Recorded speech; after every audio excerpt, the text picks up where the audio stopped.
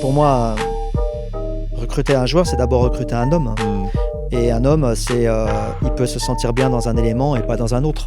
Pour nous, en fait, la Pro B, c'est le meilleur laboratoire.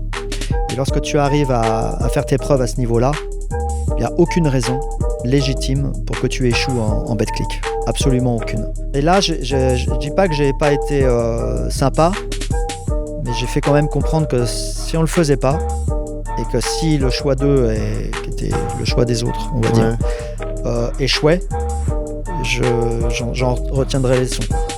Vincent, bienvenue pour un nouvel épisode de Mauvaise Langue, où vous m'accueillez encore une fois bien comme il faut dans le Club Lounge du Mans. Guillaume Vizade m'a accueilli dans les bureaux où il travaille, donc super outil. Merci à toi de me recevoir. Merci Nico, c'est un honneur également. Avant de commencer, alors là on est sur des profils où généralement je dis à certains invités, bon on va quand même te présenter, mais beaucoup de gens doivent te connaître parce qu'ils sont vraiment sous les feux des projecteurs. Toi, t'es quelqu'un qui est beaucoup plus dans l'ombre, assez discret même, je dirais. Est-ce que tu peux te présenter avant qu'on commence plus en détail ? Alors donc, ça fait 15 ans que je suis maintenant au MSB, en qualité de directeur sportif. Auparavant, j'ai été journaliste sportif pour un mensuel qui est revenu à la vie là, tout récemment, Maxi Basket, donc pour lequel j'ai travaillé 18 ou 19 ans. Et entre ces deux périodes, donc j'ai été au chômage et j'ai décidé de reprendre mes études.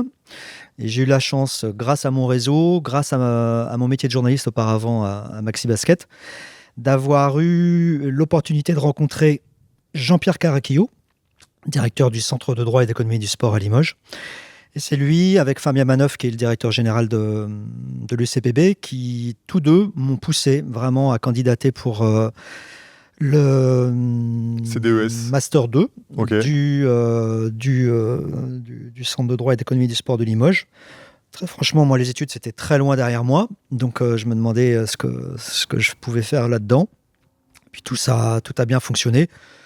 Évidemment, je pense que Jean-Pierre et Fabien, et surtout Jean-Pierre, m'ont bien aidé à pouvoir rentrer au CDES. Voilà, donc j'ai suivi ce Master 2 pendant une année, travaillant également pour le MSB en même temps sur des missions un petit peu de communication et essentiellement de scouting. Et puis à l'issue, un petit peu avant la fin de mon cursus, Christophe Lebouille, le président, m'a proposé d'intégrer le club en qualité de directeur sportif. Puis voilà, Okay. depuis j'y suis. Bon, ça va être super intéressant parce que là, tu m'as déjà abordé beaucoup de points qu'on va voir un peu plus en détail. Mais c'est vrai, quand tu me parles de communication, de scouting, de journalisme, donc ça va être un parcours très enrichissant. Avant d'aller aussi loin, comment t'as commencé dans le basket, peut-être quand tu étais plus jeune? Est-ce que tu as joué ou Non, jouer, ce serait vraiment une catastrophe. Mais dans le jeu, peut-être. Même pas. Non, j'avais toujours comme modèle plutôt des intérieurs petits qui marronnaient et qui étaient plutôt à poser les écrans. Illégaux. Oui, illégalité peut-être. Ouais, en pire, vraiment sale. Et puis, pas du tout concerné par la marque parce que j'ai 2 moignons et puis voilà. Donc, non, le basket, c'est plus je l'ai plus vu avec le spectre d'un enfant d'abonnés. Okay. Voilà, mon père, de très longue date. Moi, je suis né en 1967. Je pense que peu ou prou, il a été abonné au SCM, donc quelque part qui est l'ancêtre du MSB, la même année, donc l'année de ma naissance, peu ou prou. Et je pense que vers l'âge de 10 ans, à peu près, 10-11 ans, en tous les cas, c'est mes vrais premiers souvenirs. Fin des années 70, j'ai commencé à venir à la Rotonde, à l'accompagner pour les matchs. Et j'ai pris vraiment goût. J'étais vraiment très accro. Et c'est vraiment plus par ce biais-là, un biais familial, que j'ai eu cette espèce de virus du basket. Puis après, il y a eu d'autres opportunités, mais si tu veux que je t'en parle, parle maintenant. Mais écoute, avec le journalisme, qui est justement, venu, j'ai l'impression que quand on est jeune, au début, peut-être toi, tu dis très vite, t'as compris que tu n'allais pas devenir le joueur professionnel, tu l'as peut-être même jamais voulu l'être. Mais est-ce que, tu vois, dans le basket, je dis toujours qu'il y a tellement de métiers au final qui tournent autour. Est-ce que tu te disais peut-être que ça reste un environnement où je pourrais peut-être pousser quelque chose et après, tu as une passion pour le journalisme ou comment t'es tombé un peu là-dedans ? Alors non, très franchement, quand tu es non basketteur, non accroché à la pratique de l'activité sportive, je pense que tu n'ambitionnes rien. Là-dedans, tu prends simplement le plaisir de suivre un sport qui te plaît. Et l'accélérateur, pour moi, en tous les cas, ça a été la création de Maxi Basket. 1900, je vais me faire un peu tenser si c'est pas la bonne année. Je dirais septembre 82, avec ce numéro en une de Ed Murphy. Voilà, un Limoujo. Et évidemment, j'ai été le lecteur de la première heure. Évidemment, avec mes petits moyens d'argent de poche de l'époque, dès que j'ai pu, j'ai été abonné. Et la chance que j'ai eue, parce que encore une fois, c'est toujours des chances que l'on a. Alors après, on peut toujours dire qu'on saisit des opportunités, mais je pense qu'elles sont plutôt venues à moi que l'inverse. Maxi Basket, qui était un mensuel national, donc la seule source d'actualité de ce sport en France, était basée sur Le Mans. Alors basé sur Le Mans, pourquoi ? Parce que Le Mans venait d'être champion de France en 82. Je pense qu'il y avait un tissu de passionnés, journalistes passionnés de la presse locale, donc Le Maine Libre et Ouest France, qui se sont dit, il y a peut-être une occasion de lancer un magazine de basket, c'est peut-être le bon moment. Et ça a été pour moi finalement une chance. Alors au début, je ne savais pas que c'était sur Le Mans, j'y ai pas prêté attention, mais dans le déroulé quelque part de ma venue vers le journalisme, ça a énormément compté, parce que le fait qu'il soit basé là m'a rendu la possibilité physique de rencontrer les personnes. Ok, et donc t'as demandé quoi, un stage au début ?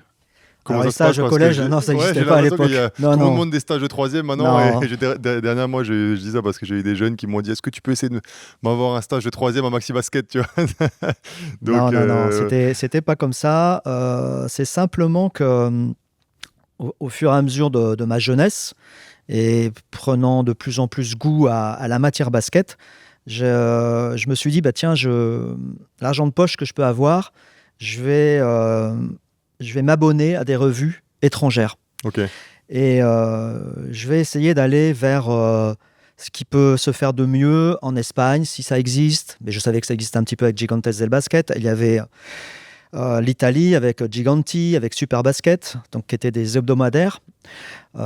Et puis il y avait effectivement les États-Unis. Et là, je partais un petit peu dans l'inconnu. Je ne connaissais pas trop ce qu'il y avait, à part Sports Illustrated, mais qui était un hebdomadaire qui était vraiment généraliste sur le sport et pas concentré basket.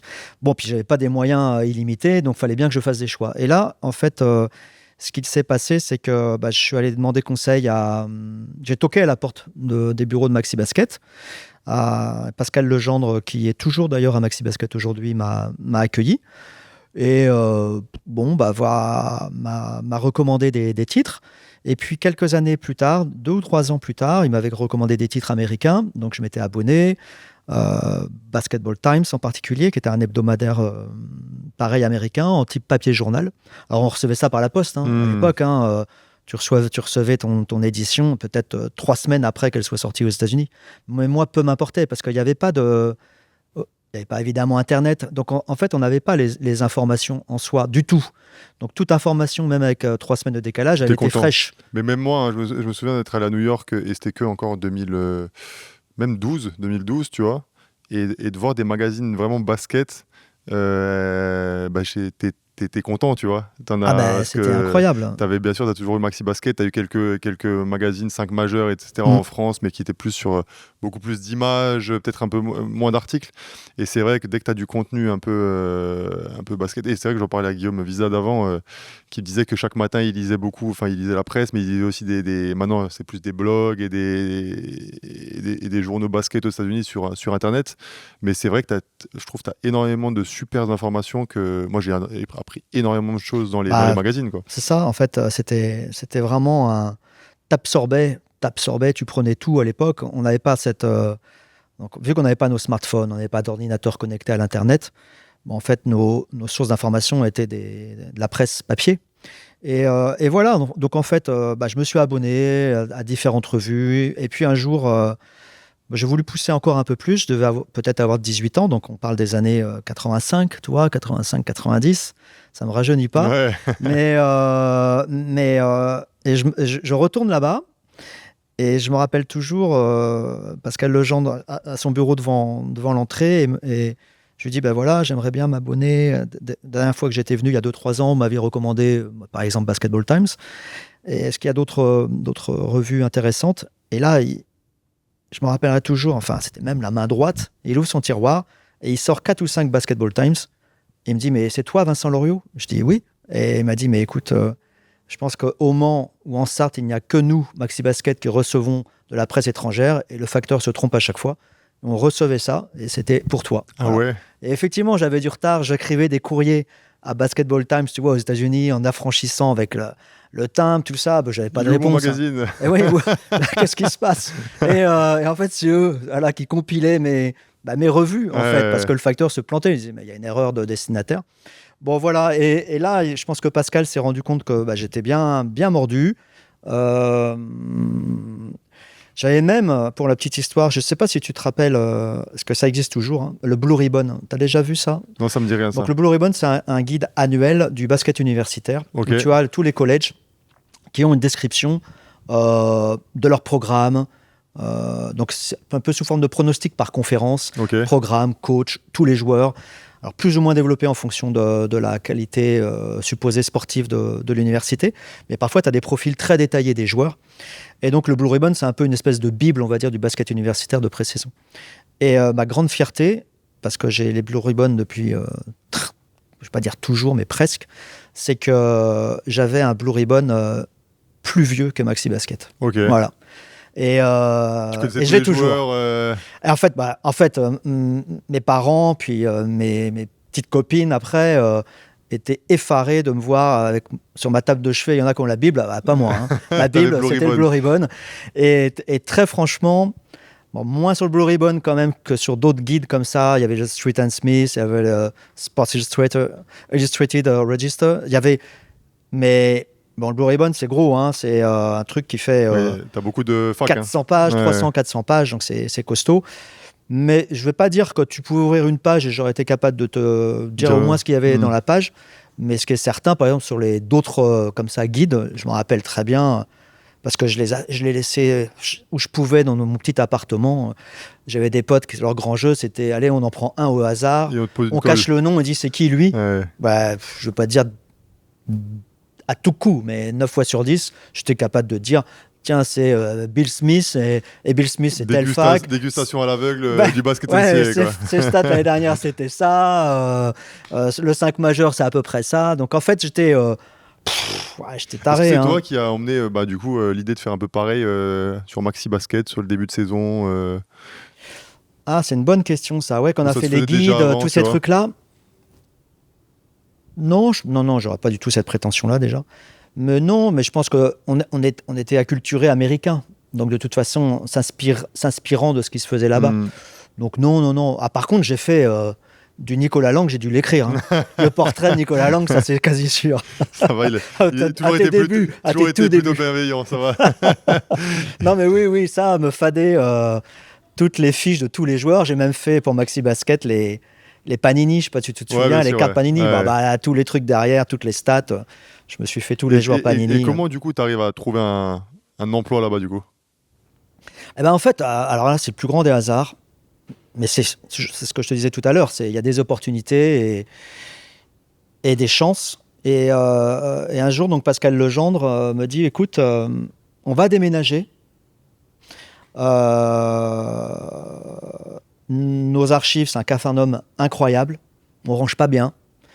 Est-ce que ça te plairait de t'occuper, de ranger, déménager pour nous, dans nos nouveaux locaux, tout ce que l'on a?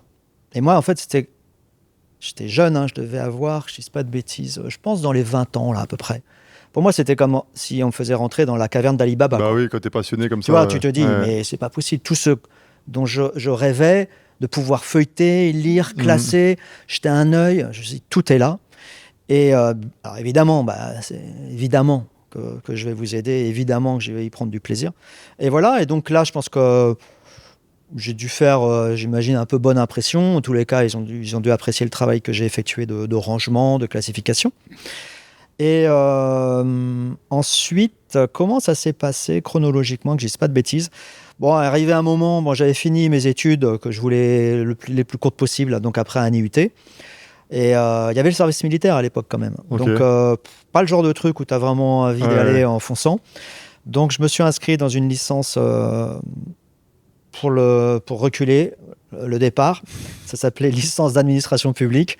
Un truc un peu bidon, je pense, mais qui me permettait après mon IUT d'intégrer en mode licence. Et donc, ça me donnait beaucoup de temps libre. Beaucoup beaucoup trop d'ailleurs pour la licence, mais beaucoup de temps libre.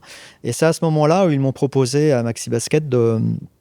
Bah écoute, vu que tu es passionné de basket européen, d'un peu de tout, est-ce que ça t'intéresserait de chapeauter la rubrique on avait une rubrique un peu Europe-Monde, de petites news comme ça à sortir avec des correspondants à l'étranger.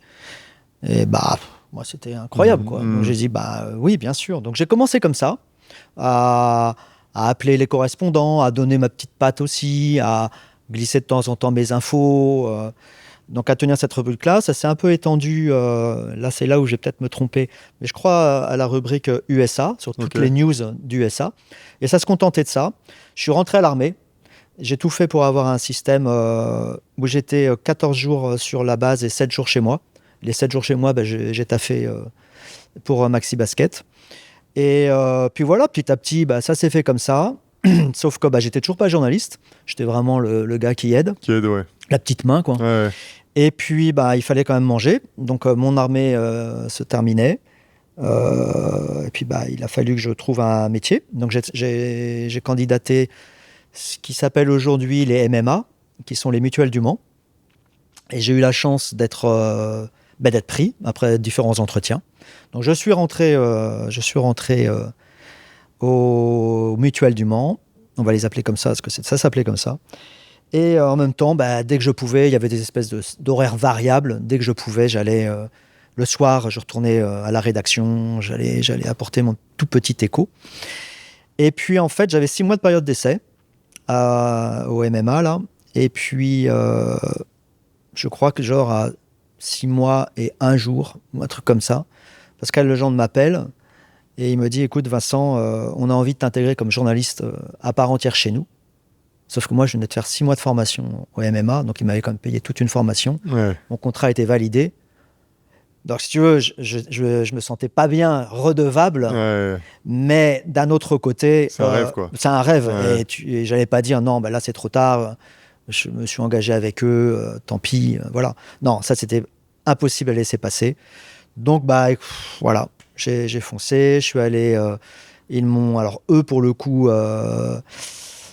Formé à CFJ, à Paris, voilà, pendant 2 ans, pour que j'arrive à peu près à écrire.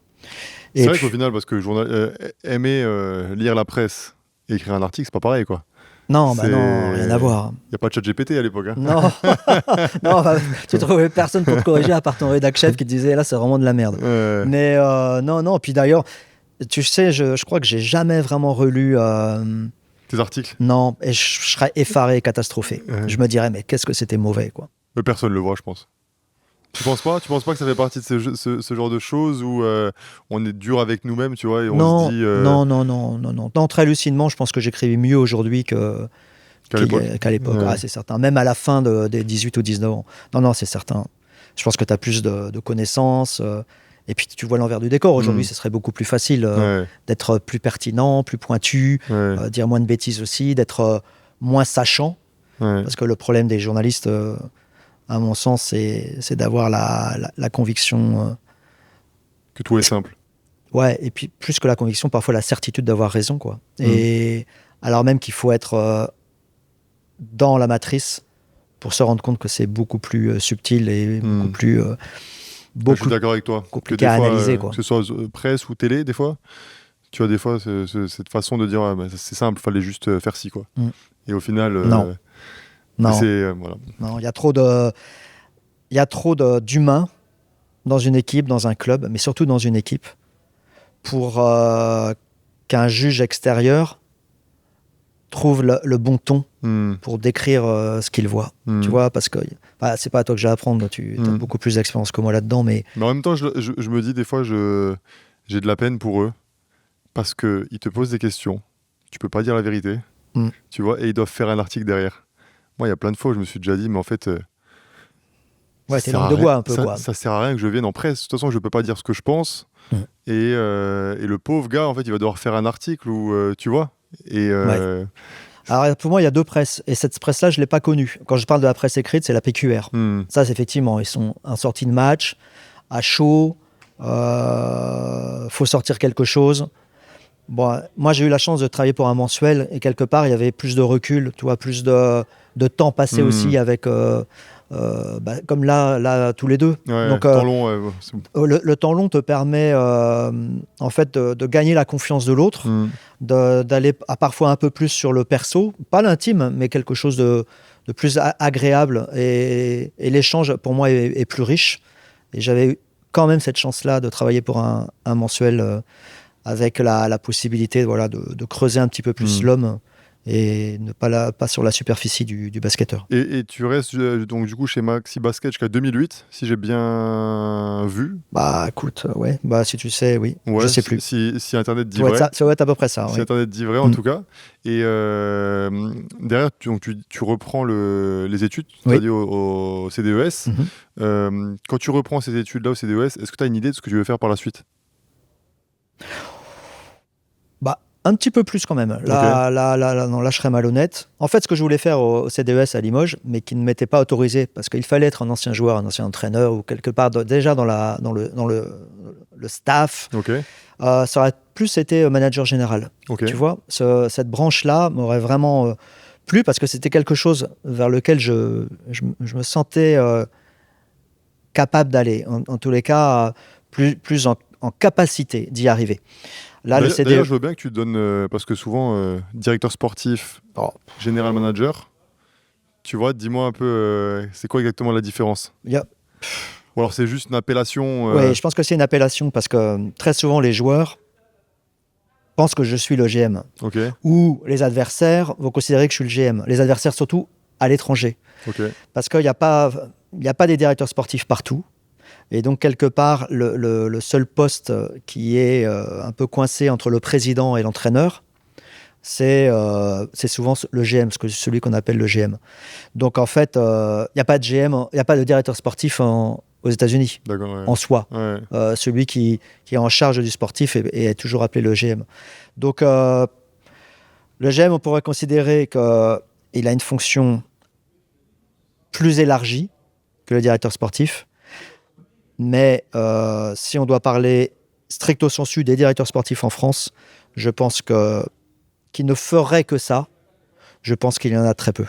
Parce que là, on n'a pas les moyens du football ou du rugby ou de certains clubs européens où le directeur sportif est vraiment concentré sur la matière sportive et ne s'intéresse pas aux autres aspects d'activité de son club, que ce soit la communication, que ce soit la gestion, que ce soit...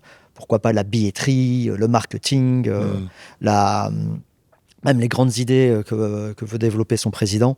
Je pense qu'aujourd'hui, en tous les cas, c'est comme ça que ça se passe au MSB. À 360, quoi. Oui, il faut que tu sois totalement imprégné de ce que fait tout le monde, avec, parfois c'est mon défaut, l'envie de dire un peu ce que à tout le monde, bah, moi là-dessus, je ferais plutôt ça. Pourquoi on ne fait pas ça?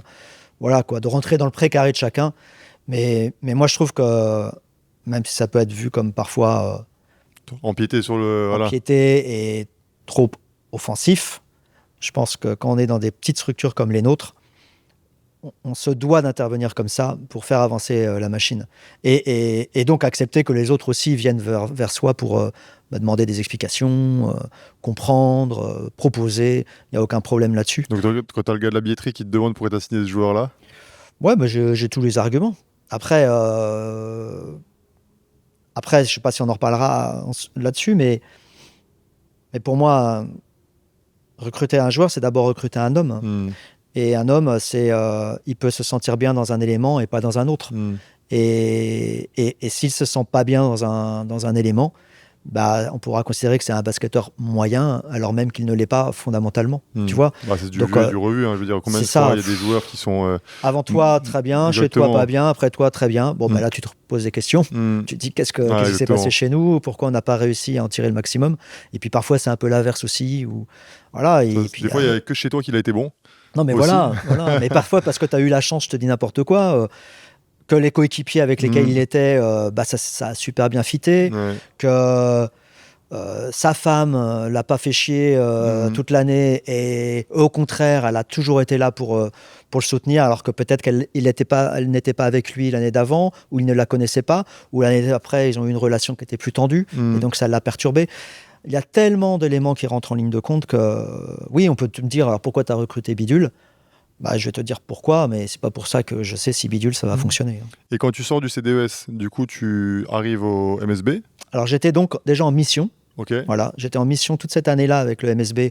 On avait une espèce de lettre interne qu'on envoyait aux partenaires, quelques éléments de communication sur lesquels on me demandait d'intervenir, et puis donc le scouting. Okay. Voilà. C'était une année où il y avait J.D. Jackson. Et, donc le scouting, en fait, c'est ce que tu fais depuis tout petit ? Oui, c'est un peu ça, quoi. Non, mais vrai, c'est vrai. C'est vraiment un truc. J'ai toujours joué dans ma tête petit à Virtual Manager. Okay. Même si aujourd'hui, je sais que c'est pas du tout ça. Hein, c'est pas comme ça. Mais j'avais cette espèce d'esprit à me dire construire la meilleure équipe possible en étant pas dans des délires budgétaires, même si j'avais pas vraiment idée de ce que étaient des salaires, mais en me disant raisonnablement, mon club qui était le SCM puis le MSB. Il pourrait prétendre à ce type de joueur-là, qui est en fin de contrat, ce serait intéressant d'aller vers.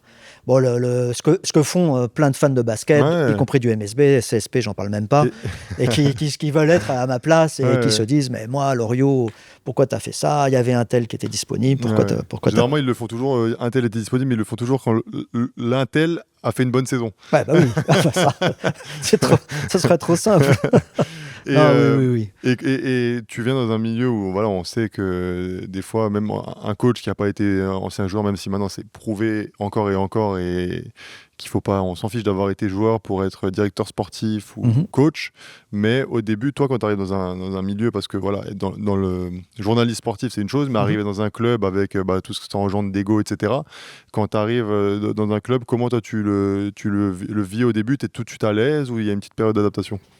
Je pense que j'étais en confiance, déjà pour deux choses. La première, c'est que je me sentais légitime sur ma connaissance basket théorique, avec 18-19 ans de spécialisation basket intense, sans compter toutes les années avant d'être à Maxi Basket, où j'avais vraiment l'impression d'être un peu une espèce d'encyclopédie sur pattes, sur ce qui se passait un peu partout en Europe ou aux États-Unis, en tous les cas avec les moyens de l'époque, puisqu'on n'avait pas l'Internet. Donc je savais que j'avais un réseau important grâce à mon métier de journaliste, donc des contacts, des entraîneurs, les joueurs ça m'apportait moins, mais des dirigeants et des gens qui étaient dans les instances. Donc je me suis pas dit j'arrive comme un sous-neuf, personne ne me connaît, comment ça va se passer, mes premiers coups de téléphone. Les agents, je les avais déjà tout le temps, donc fallait bien que j'ai des infos aussi, donc tous les agents me connaissaient, donc beaucoup d'entraîneurs m'appelaient pour faire leur recrutement parfois, quand j'étais à Maxi Basket, avant l'Internet. Ils savaient que je suivais beaucoup l'actualité à l'international, donc j'ai eu beaucoup d'entraîneurs qui m'ont appelé, plein d'entraîneurs qui m'ont demandé pourquoi j'étais pas agent, par exemple, parce que vu que je leur donnais des infos qui étaient parfois plus pertinentes, plus détaillées, sourcées que les agents leur fournissaient. Bon, moi, tu vois, j'étais à l'époque, je sais pas si tu te rappelles, on avait Pontel, qui était une boîte néerlandaise, et j'étais abonné à Pontel. Je recevais 2 cassettes VHS par semaine de basket NCAA, où tu avais 2 matchs dessus, donc 4 matchs par semaine de basket NCAA, par la poste, tu vois, dans mon magnétoscope, et je me regardais ça toutes les semaines, 4 matchs par semaine. Donc en fait, j'avais quand même quelque part, je me sentais en confiance par ma connaissance, voilà, par mon réseau et par ma connaissance. Donc je me disais, j'ai pas de raison de douter, même si le poste était très neuf et il n'existait pas vraiment ailleurs. Je me suis dit, non, j'ai pas non plus 25 ans, je commence à avoir un peu de bouteille.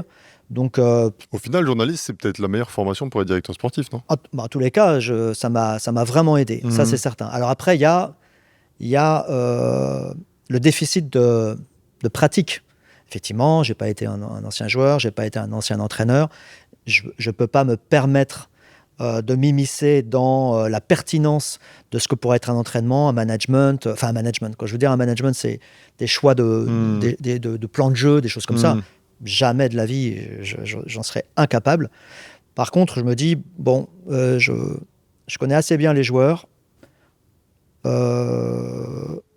Et puis après, c'est que de l'humain. Voilà, au-delà des joueurs, après, ça va être essayer de sentir l'autre, de créer une relation de confiance. Et ça, c'est à la portée de presque tout le monde.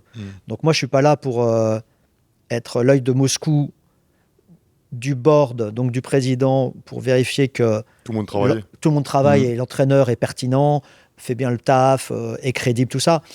Oui, sur certains aspects, on pourrait penser que oui, mais pas du tout. Moi, je ne suis vraiment pas sur ce terreau-là. Comment ça se passe exactement? Parce que voilà, tu as toute cette partie théorique. Maintenant, tu as un budget à connaître les joueurs, c'est une chose. Maintenant, tu as aussi un budget. Comment ça se passe? Généralement, c'est le président qui te donne ton budget. Et aussi, tu vois, à quel moment dans la saison, tu vois, tu reçois ton budget pour l'année suivante et que tu peux commencer un peu à regarder? Alors, le process, c'est vraiment ça. C'est le président qui travaille sur son budget. Et c'est marrant que tu me poses la question là, parce Vous êtes dedans, là. Hier, Christophe Lebouille m'envoie un message et il me dit Vincent, est-ce que demain, enfin lundi après-midi, est-ce qu'on peut se voir pour commencer à ébaucher, que je t'explique un peu le recrutement. Donc j'imagine ébaucher le budget, l'enveloppe, et puis que moi je lui fasse un retour sur les joueurs sous contrat, là, ceux qui avec des clauses sont susceptibles de partir, comment nos ambitions à articuler certains postes et certains projets. Donc c'est vraiment ça, c'est un président qui te donne les moyens, toi qui lui donne un peu ce qui devrait être notre ligne, et puis le coach, voilà, mais ça c'est des réunions de tout le temps, informelles. On se voit tous les deux avec Guillaume, même si je pense que lui et Guillaume préféraient que ce soit beaucoup plus formalisé. Mais moi, j'ai jamais travaillé dans le côté, on se met dans un bureau et on s'enferme et on réfléchit. Je préfère plutôt des discussions à bâton rompu, des occasions qui se présentent, des moments clés où charnières où on se dit tiens, maintenant aussi on se voit sur un truc là, mais un truc. Et puis on avance, voilà, on avance dans la réflexion, on se nourrit l'un l'autre, et pour essayer de trouver des axes de recrutement, des typologies de joueurs, mais ça se fait évidemment sur ces trois personnes-là, majoritairement. Mais depuis que je suis au club, j'ai toujours milité pour que le staff en son entier soit intégré. Assistant toujours. Coach. Les deux assistants, maintenant on a deux assistants, mais auparavant il y avait deux assistants. Le coach espoir, parce qu'il est intégré aussi à l'organisation en appuyant sur du travail individuel par exemple, et il partage le bureau des coachs, la kiné, le préparateur physique. J'ai toujours vraiment souhaité que tout le monde soit bien au courant, parce que si on recrute Nicolas Lang l'année prochaine, la kiné, si elle sait qu'on peut être intéressé par toi, elle sait aussi ce que ça suppose, c'est-à-dire appeler les staffs médicaux qui ont pu travailler avec toi. Le préparateur physique, même démarche. Et puis, donc, il faut qu'il soit tenu au courant, ce qui ne veut pas dire qu'on aboutira du tout. Oui, mais au moins prendre des premières informations. Voilà, qu'ils prennent des premières informations, s'ils ont entendu parler d'un truc, qu'ils nous alertent, tout ça. Donc on a notre groupe WhatsApp qui est renouvelé chaque année. Là, c'est recrutement 2027, qui est en permanence nourri.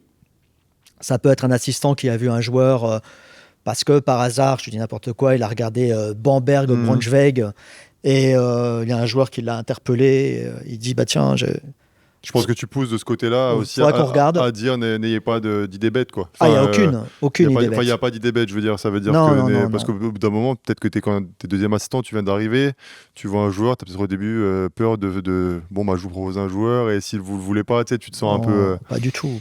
On sait tous qu'on commet des erreurs de jugement, d'évaluation. Mais donc non, il faut y aller. Et moi, je pousse vraiment à ce que les gars y aillent. Après, la décision ultime, elle est dans les mains de l'entraîneur.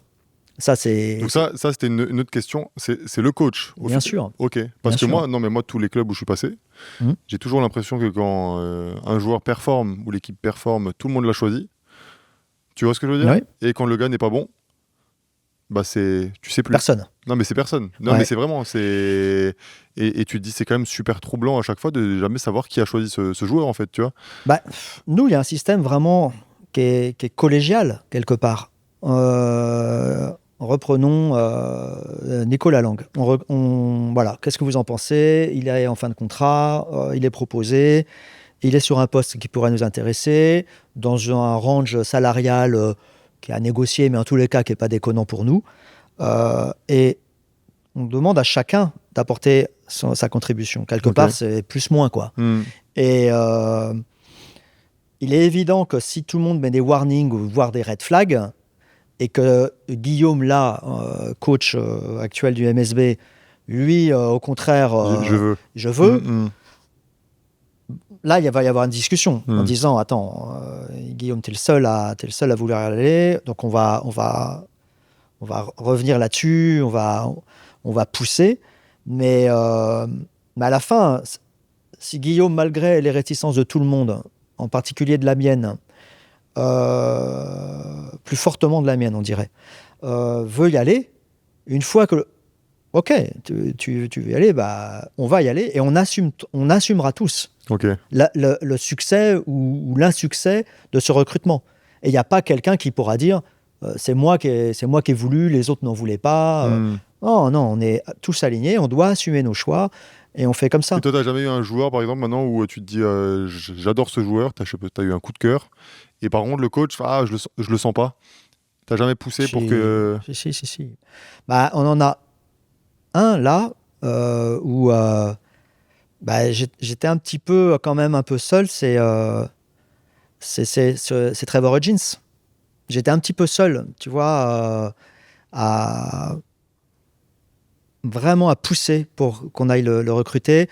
On était avec Nate Mason à ce moment-là. Et puis, c'était pas exactement, on avait mis beaucoup d'argent sur Net. C'était pas exactement ce qu'on escomptait. Nos résultats n'étaient pas non plus tip-top.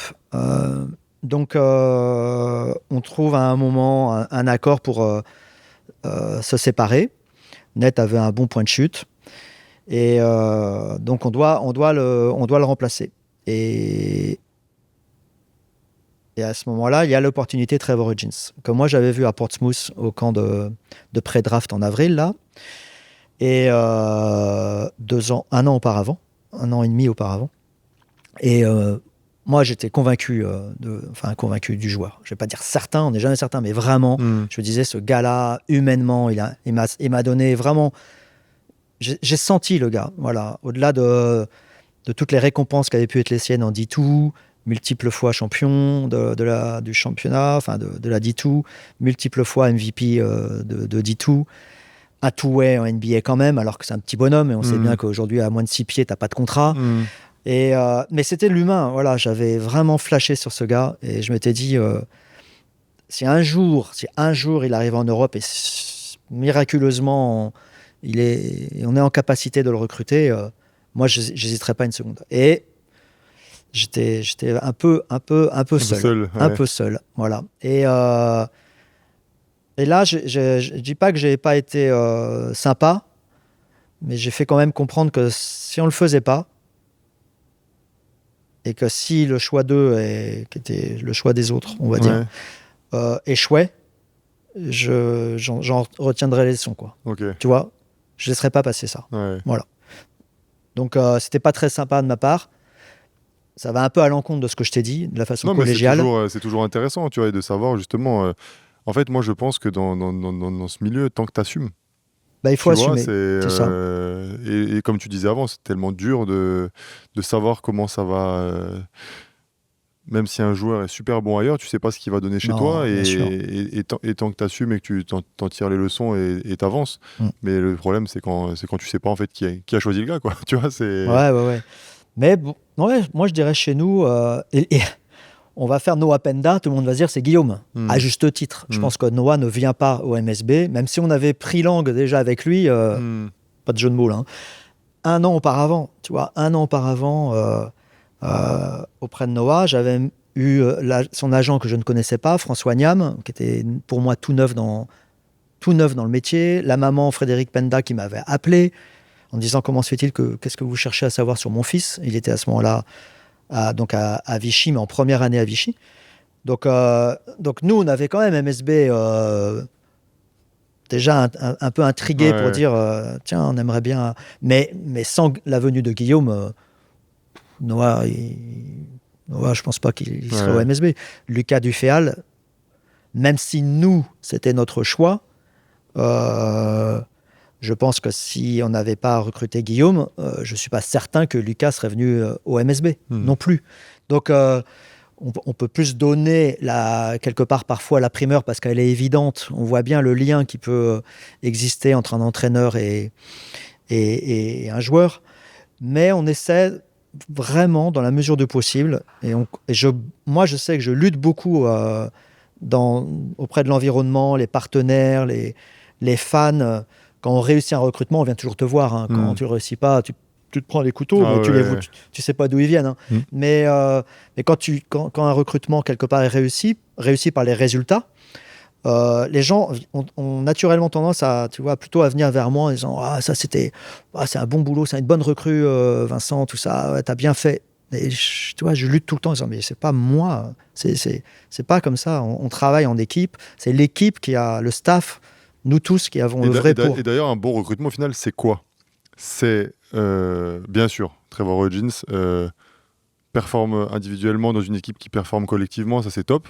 Mais si tu signes des gars, tu vois, qui individuellement sont peut-être en deçà de ce que tu attendais, mais que l'équipe est troisième, au final, tu as quand même réussi le recrutement. C'est une évidence. Tu vois, mais d'abord, la première chose, c'est les résultats. Il y a quand même encore des fois des moments où on se dit il est pas terrible. Ouais, mais tu gagnes. Tu vois ce que je veux dire ? Mais non. C'est dur à expliquer des fois aux gens. Oui, mais après, très vite, ils comprennent. Hein.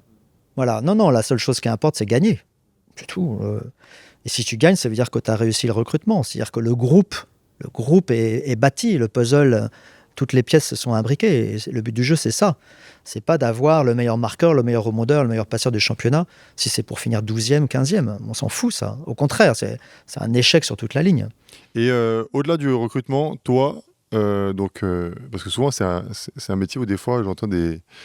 Bon, une fois que le recrutement il est fait, le mec il est en vacances, tu vois. Ça, je l'entends tout le temps. Ça, Du coup, toi, tu dis que tu touches à tout, que tu es un peu sur la com, sur la billetterie, que tu t'intéresses à tout. Justement, dis-nous un peu à quoi ça ressemble au cours de l'année quand le 15 septembre, ton équipe elle est faite et que ça n'a pas encore commencé. Tu dois pas encore virer des gars, quoi. On essaye de pas virer au MSB. Dans la mesure du possible, on essaye. Je pense qu'on a un des clubs qui... Tu vois, on n'a pas fait de changement pour l'instant, cette saison. Alors qu'on a eu 4 blessures importantes et on n'a pas bougé. Voilà, donc...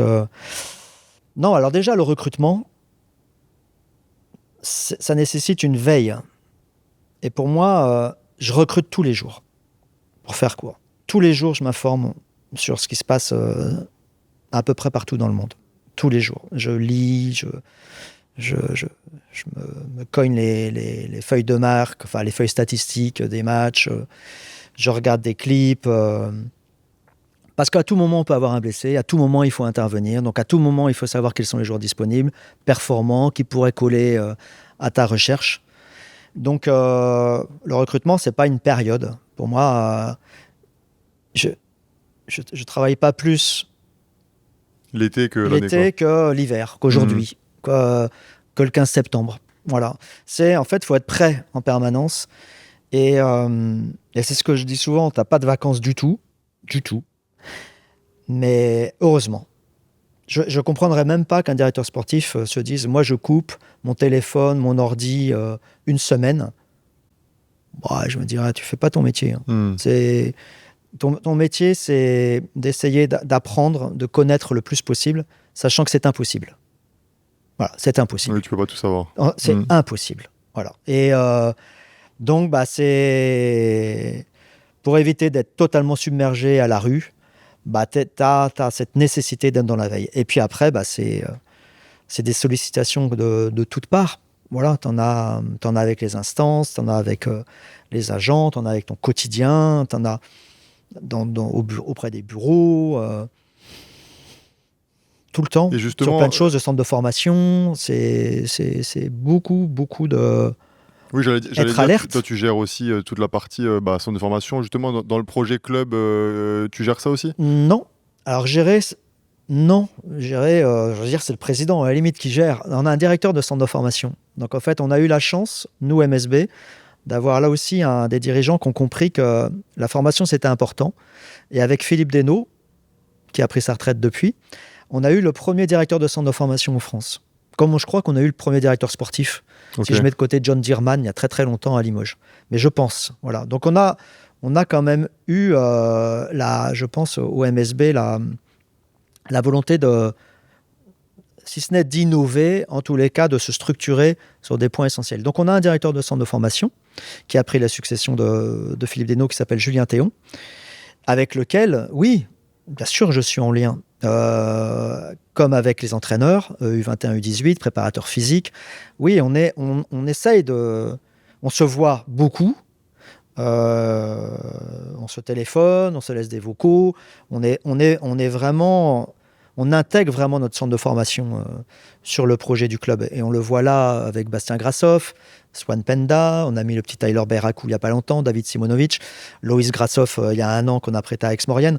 On essaye quand même de garder, même si économiquement, j'ai envie de dire, ça n'a pas de sens d'être dans la formation. Pour autant, on continue à se dire, on y va parce que c'est des belles valeurs. Et puis quelque part, on a des surprises incroyables et donc des satisfactions qui sont démultipliées lorsqu'on voit un jeune formé chez nous qui comme un Bastien Grassoff aujourd'hui, performe, est lancé dans le 5 majeur par Guillaume. Voilà, donc non, là, quand tu es directeur sportif, tu es obligé d'être avec le centre de formation. Là, on est sur toutes les périodes de détection, donc de recrutement pour intégrer les U18. Ben, dans la mesure du possible, j'essaye de venir de temps à autre pour regarder, surtout quand ils me disent tiens, il y a quelqu'un d'intéressant. Et puis parfois, mais ça c'est un autre aspect du métier, les relations avec les agents et les contrats ont changé.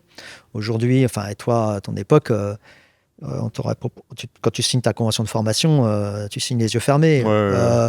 On te propose un contrat aspirant ou stagiaire, les yeux fermés. Ouais, Premier contrat tu te dis, pro, les yeux il y a un fermés. barème, et voilà. Voilà, et point. Et aujourd'hui, c'est, oui, le monde a changé, le monde évolue. On est avec des agents qui arrivent avec des gamins de 15 ans. Voilà, comme le football le fait à 12 ans, et peut-être que le football à 15 ans, c'était il y a 10 ans. Aujourd'hui, le basket, on se retrouve avec des agents qui conseillent, à cet âge-là, puisqu'ils sont mineurs, conseillent des jeunes joueurs, et donc négocie des sorties possibles, des choses comme ça. Donc ça devient plus technique, plus de négociations qu'auparavant. Et d'ailleurs, toi, ta relation avec les agents, tu disais avant que tu les côtoies depuis très longtemps avec Maxi Basket. Oui. Est-ce que tu as ta relation avec eux? De temps en temps, je pense que comme tout le monde, tu vas pas être ami avec tout le monde. Est-ce qu'il y en a peut-être certains qui t'ont déçu de temps en temps? Est-ce que si tu veux un joueur, tu arrives à faire la part des choses, tu vois, entre tes relations personnelles avec l'agent, ou alors des fois tu te dis ah j'adore ce joueur, ah non c'est cet agent-là, je peux pas le faire quoi. Non, c'est jamais arrivé. Non, c'est jamais arrivé. En tous les cas, je n'ai pas souvenir. Et on a eu qu'une fois pour une demande. C'était une demande de mon président, Christophe, qui, pendant 1 an ou peut-être 2 ans, m'a demandé de ne pas travailler avec un agent, au prétexte que cet agent-là était en conflit, mais en conflit qui pouvait aller devant les tribunaux, ou qui y était allé, avec un de nos anciens joueurs. Et en plus, pas n'importe lequel. Et donc, j'ai trouvé ça très bien de la part de Christophe de me dire écoute, là, je mets mon veto. Tu fais blackout avec cet agent-là, le temps que cette affaire-là se règle, quoi. Et surtout qu'elle se règle favorablement pour notre ancien joueur. Tu vois, il y avait cette notion de fidélité, d'être redevable et droit vis-à-vis d'un ancien joueur pour lequel on sait tous au club combien il est honnête et comment te dire, tu le suis surtout. Mmh. Et si ce gars-là est poursuivi par un agent, C'est que l'autre, tu es forcément solidaire, Mmh. sans vouloir trop savoir pourquoi ni comment, tu es solidaire de ton ancien joueur. Parce que c'est un peu pompeux de dire famille, mais quelque part, on essaye de cultiver aussi cet aspect sentiment d'appartenance, qu'on leur doit quelque chose. Voilà. Et par rapport, pardon. Et par rapport aux agents, tu vois, il y a aussi ce qui est partie négociation. Oui. Tu vois, tout l'aspect connaissance des joueurs et tout, tu l'as eu. Tout ce qui est parti négocier, est-ce que c'est quelque chose que tu savais déjà faire? Tu as appris un peu sur le tas? J'ai appris sur le tas, très franchement. Après, ça tient beaucoup à la personnalité, mais je pense que quand tu as... Vu que je les connaissais, ils savaient que j'étais, je pense, plutôt réglo. Et quand je suis devenu directeur sportif, donc à négocier les contrats, évidemment, tu apprends. Hein, c'est pas si évident, mais ils savent que moi, par exemple, je suis pas un vendeur de tapis. Pour moi, le joueur, il a une valeur. À peu près. Quand je dis une valeur salariale. Et elle est calquée aussi sur nos moyens. Sur ce que je pense être sa valeur sur le marché sans être déraisonnable. Et donc, lorsqu'on avance nos pions, j'avance sur cette valeur-là, autour de cette valeur-là. Et globalement, les agents savent qu'avec moi, il y a pas de, je cache pas des cartes sous la manche, allez, en me donnant du mou, et parce qu'on va passer 4-5 allers-retours. Mais il n'y aura pas non plus... Exactement, il y a vraiment une marge de négo mini. Il faut qu'elle soit justifiée et bien vendue. Voilà. Et ça évidemment, je suis pas buté là-dessus. Et puis après, parfois, parfois, je peux avoir mon président ou l'entraîneur qui vont me dire, écoute, Vincent, t'es un peu raide là. Ce serait quand même dommage de passer à côté. Et j'entends. Donc, moi, mon président, c'est mon boss. Hein. Ouais. Donc, et puis le coach, il faut que ça se passe bien. Il faut qu'on soit en harmonie. Donc, et puis, je peux avoir totalement tort aussi. Enfin, je peux parfois en faire une question de principe alors qu'il faut les mettre de côté. Donc, parfois, eux, ils peuvent m'aider parfois à être un peu plus souple, à tempérer un peu ma rigidité sur une négo et dire bon, je lâche là et puis on retrouvera un peu du mou sur le prochain joueur parce qu'on va pas parfois capoter pour une histoire peut-être de 10 000 euros alors qu'il y a encore 3 recrutements et c'est ce joueur-là que l'on veut absolument et on va pas se figer là-dessus. Et maintenant, dans une époque où il y a de plus en plus de moyens technologiques, tu vois, tu parlais avant de recevoir des cassettes NCA, etc. Maintenant, on est dans une époque où tu as accès à tous les matchs. Quand je vois Synergie, à quoi ça ressemble, folie. Etc., tu te dis c'est la folie. Toi, à quel point est-ce que ça te suffit de voir un joueur simplement en vidéo, tu vois, où tu as besoin d'aller le voir en vrai? Tu parlais du camp de Portsmouth avant, ou alors simplement un joueur en vidéo pour le signer, c'est suffisant? Parfois, on n'a pas le choix. Pas le choix. On peut pas voir tous les joueurs de visu, avoir un contact direct, être assistant à un de ces matchs. Mais ce qui est certain, je vais te donner une anecdote assez récente et factuelle, parce que c'est un joueur de notre championnat.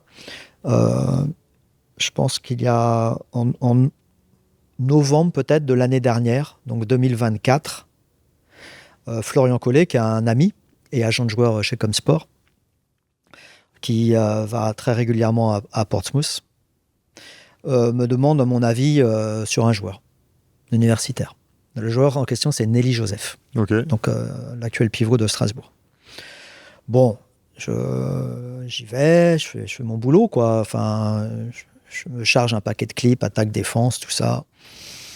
Très franchement, je l'appelle, je lui dis, écoute, Flo, ça va qu'il est Cotonou, mais pour la Pro B, oui, mais moi en Pro A, peut-être backup, mais vraiment, faut voir. Hein. Ouais. Voilà. Et puis là, je suis un peu le bonhomme, quoi, le gars qui sait, quoi. Et Florian va aux États-Unis, sur le campus. Je ne sais pas si à ce moment-là, il deal ou pas avec le gars, mais il voit le gars jouer Il m'a dit, ouais, je pense que tu as été un peu dur quand même. Tu sais, il est costaud, blablabla. Bon, je dis, oui, bon. Ok, possible que j'étais un peu dur. Mais je me dis pas du tout qu'il peut jouer starter en Betclic. Pas, de pas du tout. Ouais, je dis, bon, peut-être qu'il peut être un fort joueur de Pro B, puis ce qui suffit pour être un bon joueur de Betclic. Bon, ok. Puis Portsmouth arrive en avril, mi-avril, et la liste des invités, il me dit, tiens, Nelly Joseph sera à Portsmouth. Je dis, ce sera une bonne occasion, on va pouvoir juger. Bon, alors voilà comment ça se passe. Premier match. D'abord, je regarde les échauffements. J'aime bien regarder les échauffements, les attitudes des gars, même s'ils surjouent parfois parce que tu as tous les staffs de NBA qui sont là. Mais je me dis quand même c'est intéressant. Alors, lui, à la différence de beaucoup de pivots, il ne s'amusait pas à montrer qu'il pouvait shooter à 3 points en mettant 1 sur 10. Quoi. Alors, lui, vraiment, il récitait ses gammes, il restait super sobre, tout ça. Je dis, bon, déjà, ça fait sérieux. Un bon point. Le match débute. Première mi-temps, il y avait, je me rappelle, François Lamy donc, pour Bourg-en-Bresse, Nicolas Alberani pour Strasbourg. Et on raconte. Je commence à raconter l'anecdote, quoi. Florian, mais il leur raconte pas. Et la première mi-temps, je dis, what? Le gars, il déboîte les mecs en face. Tout. Fin du match, meilleur joueur du match. Voilà, je dis, merde.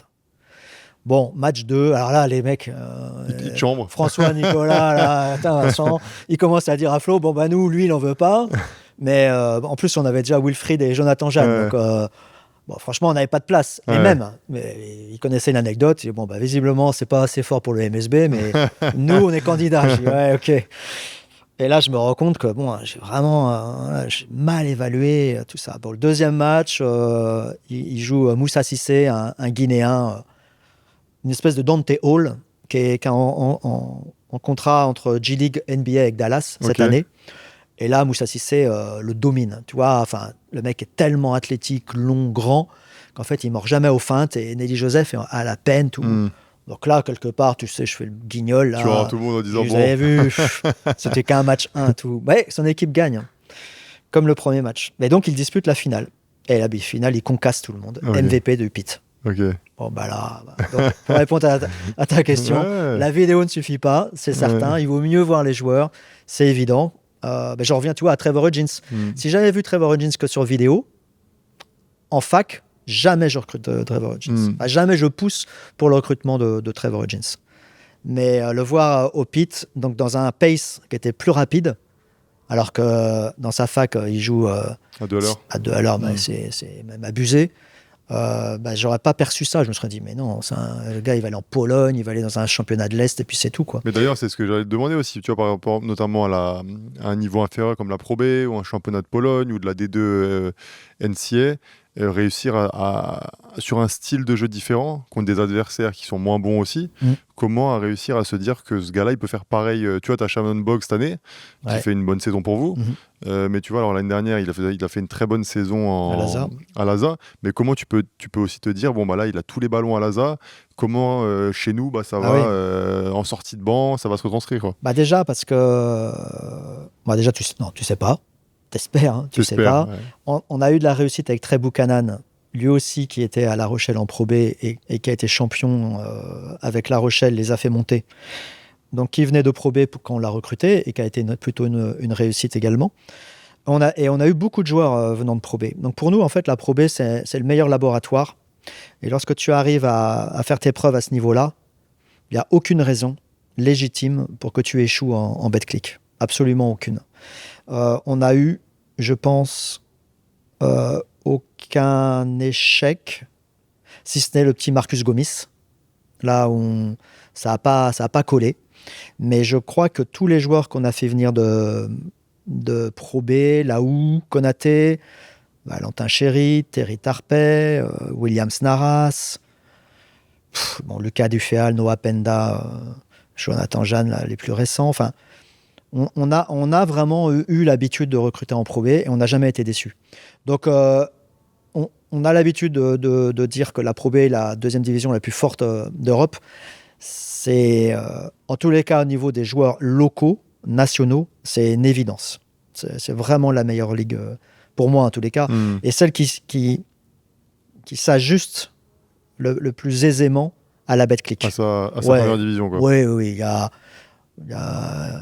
une identité qui est relativement commune de dureté, de combos physiques athlétiques, d'engagement un peu sale aussi. Donc ça, c'est assez facile. Après, ben non, tu sais pas. Hein, tu sais, on fait Matt Morgan, qui est exceptionnel. Il vient de D2 turc. D2 turc. Et ça, c'est pareil, c'est dur à voir parce que Ça avance pas la D2 turc. D2 turc, tu joues contre des grands, mais c'est pareil. Enfin, des Ils fois, sont nuls, c'est des poteaux. La Pologne. Enfin, tu joues contre des bigs grands qui pivots sont lents. qui drop au C'est ça. lancer. Tu as juste à mettre un shoot à 3 points C'est derrière ça, l'écran. Et c'est là, ça. tu arrives en France, tu vois des. Mais Matt Morgan, en plus, il avait fait une petite fac de la Ivy League, Cornell. Donc tu le connaissais depuis bien mais avant. Je l'avais vu au pit, Ok. tu vois. Et le pit, c'est vraiment ce rassemblement. C'est un peu la jungle. Enfin, les gars, c'est pas les gars qui sont prévus premier tour, même deuxième tour. Mais c'est les gars qui veulent vraiment sur 4 jours montrer. Et mais il faut quand même pas trop le montrer. Enfin, je pense que si tu prends la balle et tu shootes à chaque fois. Oui, bah, tous les gars de NBA, non. Alors, il y en a qui le font. Hein. Ouais. Et, évidemment, c'est une erreur. Mais en fait, c'est un bon laboratoire parce que l'arbitrage, c'est le sifflet dans la poche.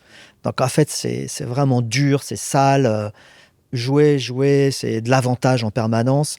Donc, si tes gars, là, tu sens que ça peut passer, tu vois, ils passent ce step-là, tu te dis, bah, notre ligue, elle ressemble à ça. Hein. Ouais. Elle est un peu sauvage par moment. Elle n'est pas très éduquée, elle n'est pas très académique. Donc, déjà, c'est un atout. Et puis, ce qu'avait Matt, c'était la survitesse. C'était une vitesse diabolique. Et lui, il vient de D2 turc. Et l'année d'après, on fait Dishon Schwartz, qui vient de D2 turc, qui est presque tout aussi performant. Il est à Fenerbahçe, la deuxième équipe de Fenerbahçe. Et puis Dishon, ça passe pas. Non. Il a manqué un truc. Il a manqué un peu de vitesse, manqué un peu de dureté, un peu de vice. Tu vois, quand je dis vice, c'est un peu de méchanceté, quoi, aussi. Et par contre, il est à Rostock depuis 2 ans. Rostock, c'est là où tu as Kevin Hanstedt, l'ancien directeur sportif de Limoges. Et Kevin me dit, le coach, il est in love de Dishon Schwartz. Mais à un point que s'il pouvait le signer, si le contrat du coach c'est 4 ans, il veut 4 ans Dishon Schwartz. C'est son joueur. Voilà, c'est... Ce sont les feats, j'ai envie de te dire. Et puis les championnats aussi. Il y a des championnats, et voilà, le championnat allemand, qui est un championnat qui va vite, mais c'est un championnat qui est moins physique que le nôtre, qui est moins rugueux quand même, et qui va vite. Mais Dishon a plus d'espace. Tu vois, il est moins tapé. T'as plus de temps. Exactement, il peut armer, il a un peu plus de temps pour armer. C'est un super beau joueur, mais chez nous, c'est un peu plus... Enfin, tu le sais, hein, parfois c'est moche. Bon, bah, ça passait pas. Son basket académique, là, d'école, ça passait pas. Et sur toi, là, sur la construction d'une équipe, quand tu es notamment une équipe qui joue bien, tu vois, qui tourne bien, c'est quoi un peu... alors, tu peux pas forcément donner un pourcentage, mais est-ce que tu as envie de re-signer tout le monde? Tu vois, en te disant, bon, bah, ça va...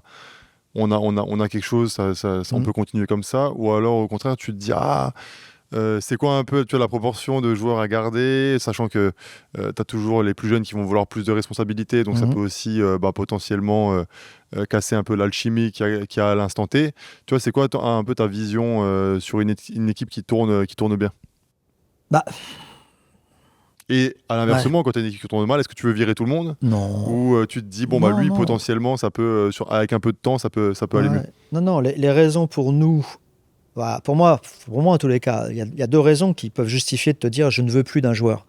C'est un rendement sportif que tu sens trop limité et tu te dis peu importe le contexte, peu importe qui l'entoure, peu importe l'entraîneur, de toute façon, il a atteint son plafond de verre et on s'est trompé dans l'évaluation, donc il bute et on ne voit pas de capacité à progresser. Et la deuxième, ce sont les attitudes. Voilà, quelqu'un qui te fait dire... j'ai pas envie de revivre une année avec cette personne-là, voilà, parce que là aussi on s'est trompé, on n'a pas eu le retour espéré sur le plan humain. Le reste, prenons l'équipe de cette année, alors que la saison est loin d'être aboutie, puisqu'on démarre presque l'emballage final, quoi. Mais on sait que c'est pas possible, mais quelque part, j'en parlais avec beaucoup d'agents, tu vois, à la Leaders Cup.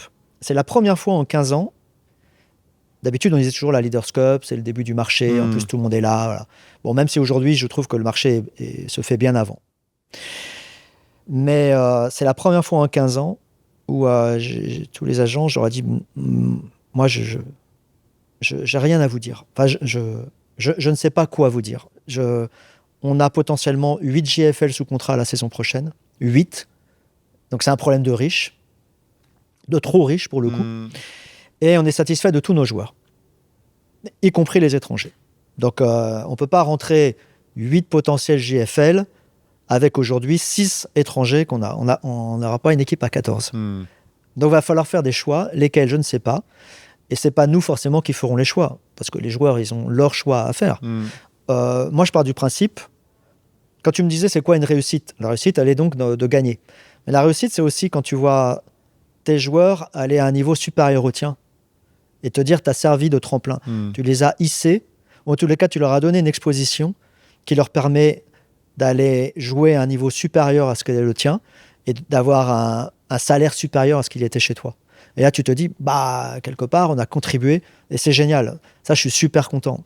Quand les gars réussissent ailleurs, plus haut, en gagnant plus, tu te dis, quelque part, on a dû contribuer à l'aider à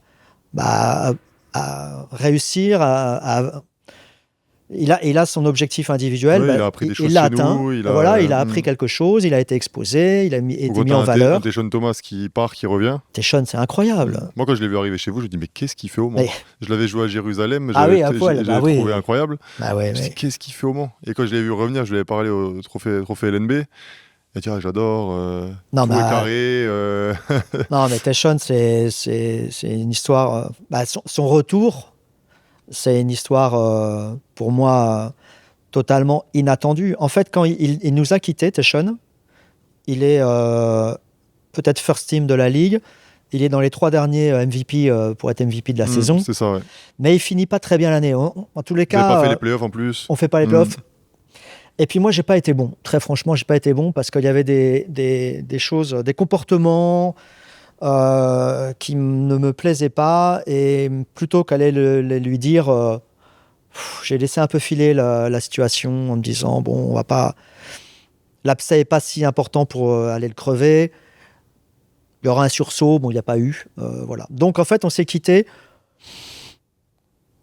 ni en bon terme, ni en mauvais terme, mais pas très bien. Ce qui fait que, et puis, c'est quand même Teshon Thomas, donc une référence en Europe, meilleur contreur de la BCL d'ailleurs, de l'histoire. Et puis, forcément, l'été, j'ai des coups de fil, tu vois, de clubs étrangers qui me disent, voilà, qu'est-ce que tu peux nous dire sur Teshon Thomas, blablabla. Et moi, vu que je sais pas trop mentir sur ces trucs-là, parce que j'ai pas envie que les autres, comme moi je les appelle, me mentent. Ta crédibilité en plus. Exactement, donc je la joue un peu carte sur table, en disant, écoutez, intrinsèquement un super joueur, c'est pas notre catégorie. On a mis quand même sur la table une grosse somme pour s'attacher ses services. Mais le basketteur, aucun problème, mais on a mal fini, mais il donnait pas sa pleine mesure, il en gardait sous la pédale. Donc en fait, et puis c'est revenu aux oreilles de Teshon. Comment, par quoi, je pense par son agent américain, avec qui je m'entends pas d'ailleurs. Mais donc Teshon part et je sais plus s'il m'appelle. Il m'appelle ou il m'envoie un message. Il m'appelle, tu vois. Et il me dit, Vincent, écoute, on s'entend bien, mais pourquoi ce que tu as dit, pourquoi tu ne me l'as pas dit, tu vois. Et je lui ai dit, écoute, j'étais gêné, je savais pas trop comment faire. C'était la première fois en plus que je vivais, tu vois, et parfois tu vis des situations nouvelles, même si ça fait 15 ans. Là, ça faisait peut-être 11-12 ans que j'étais au club. Et je lui ai dit, écoute, oui, tu as peut-être raison. Peut-être qu'il aurait fallu que je prenne plus de courage et que te dise mon sentiment. Voilà, et peut-être que ça aurait été un peu conflictuel sur le moment, mais et il m'a dit non, ça n'aurait pas été conflictuel parce que j'aurais eu besoin que tu me le dises pour peut-être moi-même réagir et me rendre compte que je faisais pas bien ou pas ce que vous attendiez. Je dis ok. Donc on met les choses un peu à plat. Il va jouer en Australie. Il finit la saison avec les Mets, avec Wemby. Je vais le voir, on se revoit, on discute brièvement de ça, mais ça se passe bien. Après, il fait son année, il va à Tortona, donc un des gros clubs italiens en termes de budget. Je pense que c'est Milan, Virtus, Venise, Tortona. Tu vois, le quatuor, j'allais dire Trapani, mais Trapani, il n'y a plus Trapani. Mais en tous les cas, il est à Tortona. Et puis, on réfléchit recrutement. Nous, on recrute Guillaume assez tôt, puisque Elric nous fait part de décision en mars de se mettre de côté. Donc, on active le recrutement d'un entraîneur. C'est Guillaume. On discute avec Guillaume quel type de profil tu aimes, quel type d'intérieur tu aimerais. Et Guillaume me dit, écoute Vincent, j'adore Tayshaun Thomas. Moi, je dis, ah ouais? Alors, Guillaume, pour moi, c'était l'image du mec qui veut des joueurs qui font de la bagarre. Non, mais c'est à Vichy, ça. Après, il a des goûts de luxe. Il arrive oui, au moment, il dit... Non, mais il a raison, il faut qu'il tente. J'ai dit, waouh, ok, je lui explique ce que je viens de te dire. C'est pas quitté en très bons termes, même si j'ai l'impression que c'est sa planning, mais voilà. Je dis, le joueur, évidemment. Je dis, écoute, j'appelle Tayshaun, si tu veux. J'avais gardé son numéro. Écoute, je me rappellerai toujours, j'appelle Tayshaun, j'étais chez moi. Je prends des nouvelles. Et à un moment, il rit. Tu vois, il rit. Et je dis, mais qu'est-ce qui te fait rire, Tayshaun? Et il me dit, il y a Surena. Surena, c'est sa femme. Okay. Elle rit et elle dit, mais t'entends là ce qu'elle dit? Et elle me dit, je te l'avais dit que Vincent, il allait appeler et tout ça. Je dis, pourquoi elle dit ça, Surena? Et elle me dit, tout l'hiver, elle m'a dit, tu vas voir, on va retourner au Mans. Ah ouais. Je suis sûr que Vincent, il va t'appeler. On va retourner au Mans. Je lui dis, vous êtes sérieux là? Elle me dit, mais oui, Sorena, tout ça. Oui, Vincent, je lui ai dit tout l'hiver. Je lui ai dit, bon, jonque. Combien? Non, je dis, est-ce que tu l'envisages ou pas? Parce que Tortona, c'est du lourd et on n'est que le MSB et on n'avait plus le budget qu'il avait chez nous. Avant, ouais. Et elle me dit, Vincent, ce ne sera pas une question d'argent. Je dis, ok, un petit peu quand même. Mais la motivation, la motivation est totale. Elle me dit, j'ai pas fini le travail avec vous la première année, on en a parlé tous les deux, j'ai pas fini le boulot. Non, j'ai vraiment envie, Sorena et moi, on a envie de revenir au Mans, ça nous a plu, et puis j'ai un truc, je vous dois un truc. Je dis, waouh, je dis, ok. Je dis, est-ce que tu es prêt à ce que Guillaume t'appelle? Oui, tout de suite, il peut m'appeler tout de suite, tout ça. Guillaume l'appelle, ça match. Ok, donc je dis à Tayshaun, est-ce que... je renvoie un message à Tayshaun, je dis, je peux appeler ton agent américain, tout ça, mais je dis, je te préviens, j'ai plus le budget. Hein. Et il dit, t'inquiète Vincent, on va trouver un terrain. J'ai fait ma propale, qui était 30% inférieur ou 40% inférieur à ce qu'il avait eu la première année. En 24 heures, 12 heures, c'était signé. Magnifique, hein. Ça pouvait toujours se passer comme ça. Ouais, incroyable, voilà. Et là, on est sur une troisième année, là. Il a son petit Marcel qui est né l'année dernière, il y a la première fois, Evelyne, la petite, l'année dernière, et Sorena, elle est enceinte. Ok. Voilà. Donc, c'est... ton centre de formation du MSB, tu l'as pour un bout de temps. C'est ça. En deux pots, il y a une fille, on n'a pas d'équipe féminine. Mais non, mais ouais, parfois, le hasard fait bien les choses, hein. Puis c'est tout. Et avant, tu parlais justement des autres clubs qui t'ont demandé un peu des informations sur lui. Mm-hmm. On sait que ça fait vraiment partie du métier aussi, tu vois, de prendre des infos à droite à gauche. Toi, combien d'infos tu prends sur un joueur, tu vois, notamment les joueurs que tu connais pas, avant de vraiment aller plus loin, ou alors là c'est red flag, parce que j'ai aussi l'impression que, notamment sur les Américains, quand tu les entends, ils sont tous des hard workers. Jusqu'à qu'ils arrivent et que tu dis hard worker, c'est peut-être pas ce qu'on m'a vendu, quoi, tu vois. Oui. Donc à quel point tu crois aussi les gens dans ces infos, quoi. Alors là, tu tapes juste. Je me suis fait abuser au début, tu vois, là-dessus, parce que le politiquement correct américain, je l'avais pas perçu.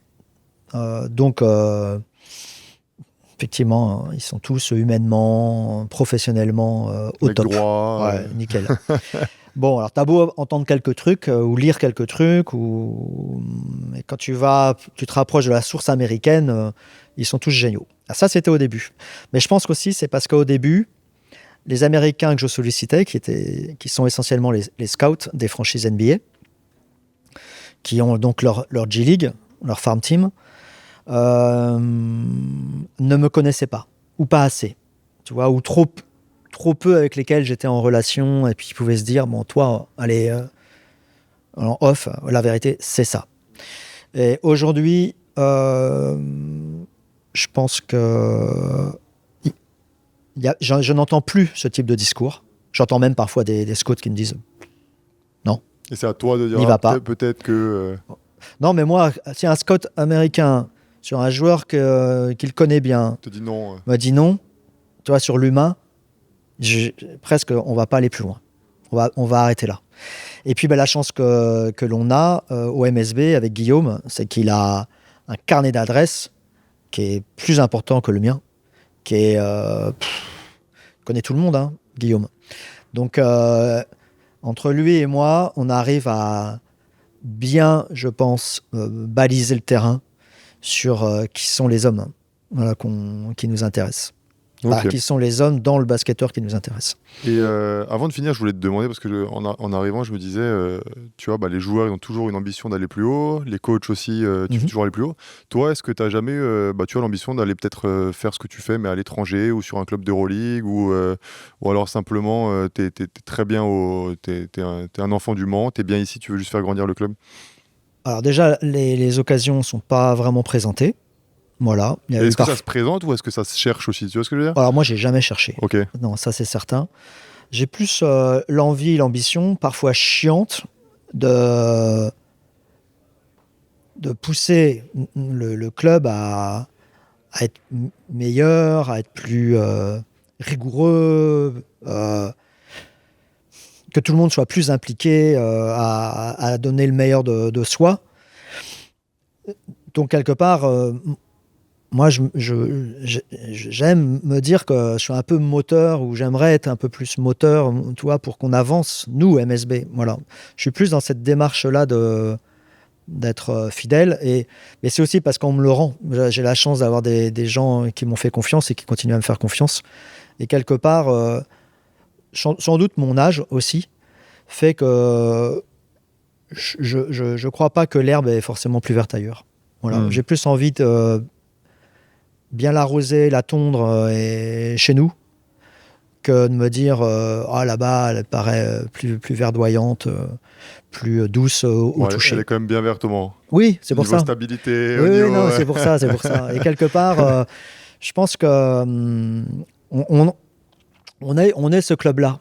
Tu vois, je pense que toi qui est le plus limougeau des Alsaciens, on va dire, là, tu vois bien la différence entre ces deux clubs, même si on n'a jamais été champion d'Europe, on n'a pas autant de titres que le CSP, mais le Mans, c'est quand même un très vieux club qui a été sacré dans les années 70, début des années 80, avant de retrouver des titres beaucoup plus tard.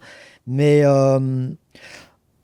il y a une forme de stabilité émotionnelle et de constance malgré tout, qui fait que, tu vois, c'est la fameuse expression jamais trop haut, jamais trop bas, mais c'est vrai ici. Et moi, j'ai été estomaqué quand on a disputé la finale de la Leaders Cup cette année-là, de me dire que c'était notre 9e finale de Leaders Cup Semaine des As, et que le deuxième, c'était Monaco qui était à 5. Tu vois, et tu te dis... 4 fois de plus quand même. Ouais. On est quand même...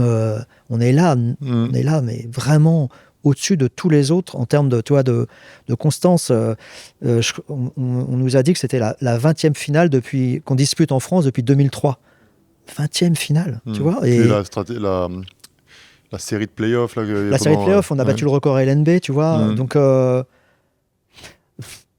pourquoi aller ailleurs quand en fait tu te rends compte que on te fait confiance, que tu as des responsabilités, que tu es un peu écouté quand même, et que ton environnement de travail est sain. C'est-à-dire, je crois que je suis jamais venu en 15 ans à MSB avec la boule au ventre, au travail, tu vois. Jamais. Je suis ou avec de la lassitude, alors qu'il y a de la fatigue, mais en me disant ouais c'est fichu, on n'y arrivera vraiment jamais. Tu vois, non, et tout pendant qu'il y aura pour moi cette sensation, je dis qu'est-ce que tu veux que j'aille T'as faire raison. ailleurs quoi. Voilà quoi. Ok, bon bah super. Merci beaucoup pour. Ça marche, Tu Nico. vois, je t'avais dit entre 45 minutes et 1h15, on est à 1h20. Ah vache, Tu vois? c'est passé vite hein. Waouh. Bon Vincent, merci pour tout. C'est Et, moi pour l'invitation. je pense qu'on va avoir plein de gars qui vont vouloir faire directeur sportif maintenant. Ils vont lire le truc, ils vont dire putain là-bas je suis pas du tout dans le basket. Ah. Je connaissais tous les joueurs du monde et ils vont tous se lancer. Bah, qu'ils y aillent, je pense qu'on en a vraiment besoin.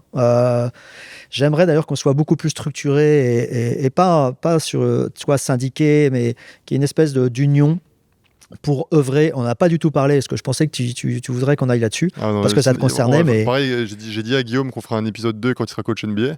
Ouais, non, moi c'était Donc, pas ça, c'était plus comment faire en sorte que le basket soit plus reconnu, voilà, qu'on travaille mieux tous ensemble et qu'on fasse avancer le schmilblick, quoi. Parce que on a un sport, on le sait, génial, mais anonyme. Et je pense que les directeurs sportifs, les GM, appelons-les comme on veut, ont cette capacité, me semble-t-il, à pouvoir contribuer, voilà, apporter leur expérience pour que le basket français soit plus médiatisé, plus reconnu. Voilà. Bon, il y a du boulot, mais n'hésite il y a du pas, boulot, on fera un épisode 2 avec grand plaisir. Bon, merci Allez, Vincent, ça marche, Nico. à bientôt. Merci.